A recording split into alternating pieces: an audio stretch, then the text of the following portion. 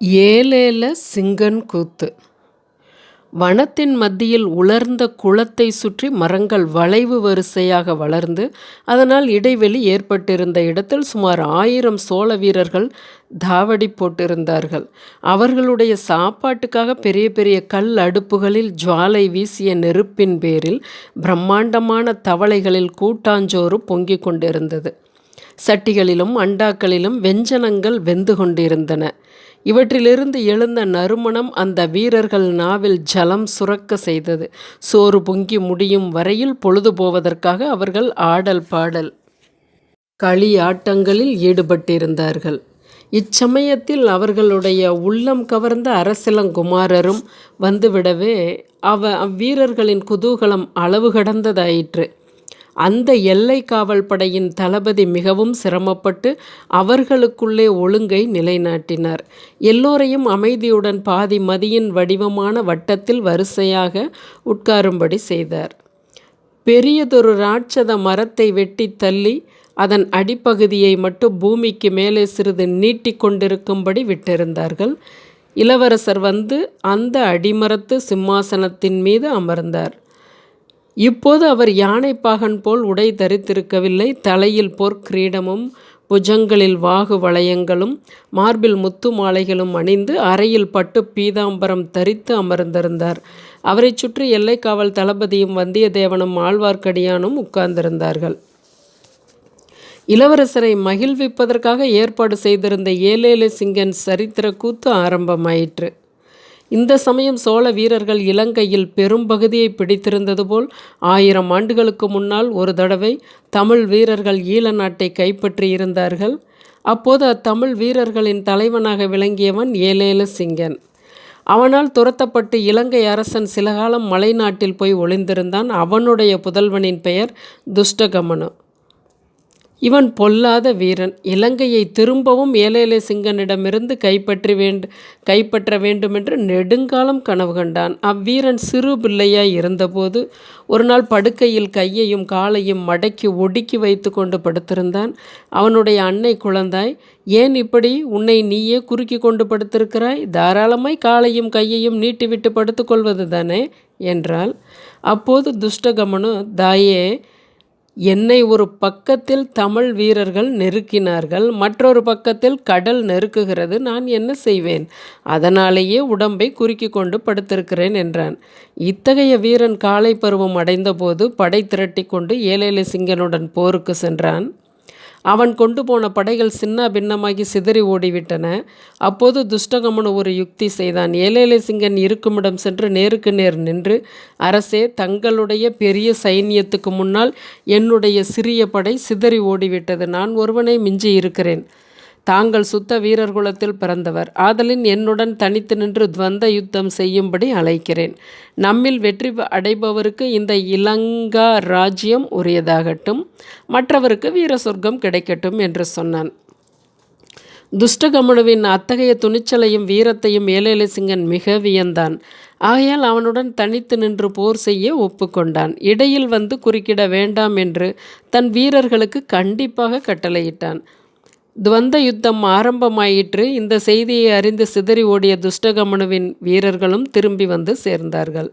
எல்லோரும் கண்கொட்டாமல் பார்த்து கொண்டிருந்தார்கள். நெடுநேரம் போர் நடந்தது.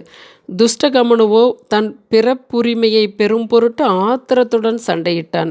ஏலேல சிங்கன் அந்த இளைஞனிடம் அனுதாபம் கொண்டிருந்தபடியால் பூரண வலிவையும் உபயோகித்து போர் செய்யவில்லை.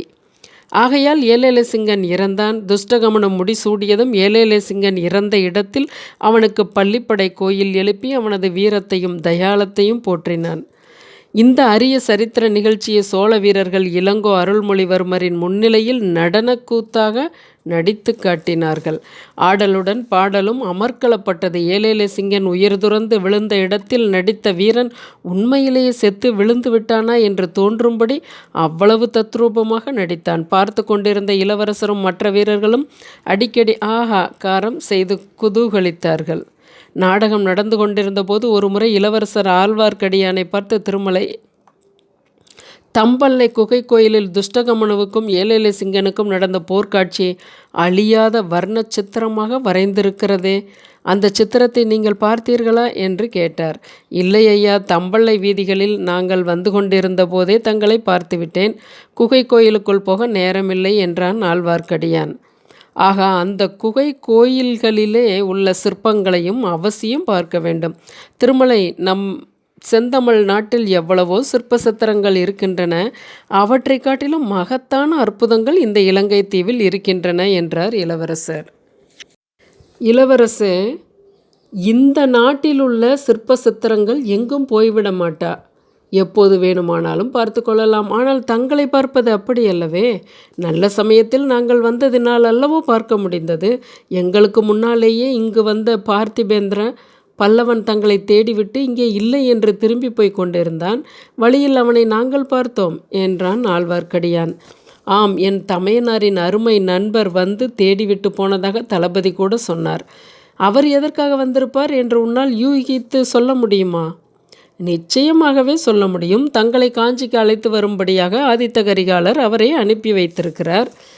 அடடே, உனக்கு தெரிந்திருக்கிறதே. இதோ உன் சிநேகிதன் இவ்வளவு பத்திரமாக கொண்டு வந்து ஒப்புவித்தானே, இந்த ஓலையில் என்ன எழுதியிருக்கிறதென்றும் உனக்கு தெரியும் போல் இருக்கிறது. தங்களை உடனே பழைய அறைக்கு வந்து சேரும்படி தங்கள் தமக்கையார் எழுதியிருக்கிறார்கள். இளவரசே, குந்தவை தேவி அந்தரங்கமாக இந்த ஓலையை எழுதி நம் வானர்குல வீரரிடம் கொடுத்தபோது பக்கத்திலிருந்து கொடி வீட்டில் மறைந்திருந்து நான் பார்த்து கொண்டிருந்தேன். திருமலைக்கு பின்னால் இருந்த வந்தியத்தேவன் அவனுடைய முதுகில் அழுத்தமாக கிள்ளினான். ஆழ்வார்க்கடியான் தன் முதுகில் ஓங்கி அரைந்து, இது பொல்லாத காடு, இரவு நேரத்தில் கூட வண்டு கடிக்கிறது என்றான். இளவரசர் சற்று கோபத்துடன், சேச்சே, இது என்ன வேலை? என் அருமை தமக்கையார் பேரிலே நீ உன் திறமையை காட்டத் தொடங்கிவிட்டாயா என்றார். அதை நான் பார்த்திருந்தபடியினால்தான் இவனை இவ்வளவு பத்திரமாக இங்கே கொண்டு வந்து சேர்த்தேன். இளவரசே, இவனை வழியிலெங்கும் சங்கடத்தில் மாட்டிக்கொள்ளாதபடி காப்பாற்றி கொண்டு வருவதற்கு நான் பட்ட பாட்டை புத்த பகவானே அறிவார். அனுராதபுரத்தின் வழியாக வந்திருந்தால் இவன் நிச்சயமாக இங்கு வந்து சேர்ந்திருக்க மாட்டான். வழியில் யாருடனவாவது சண்டை பிடித்து செத்திருப்பான்.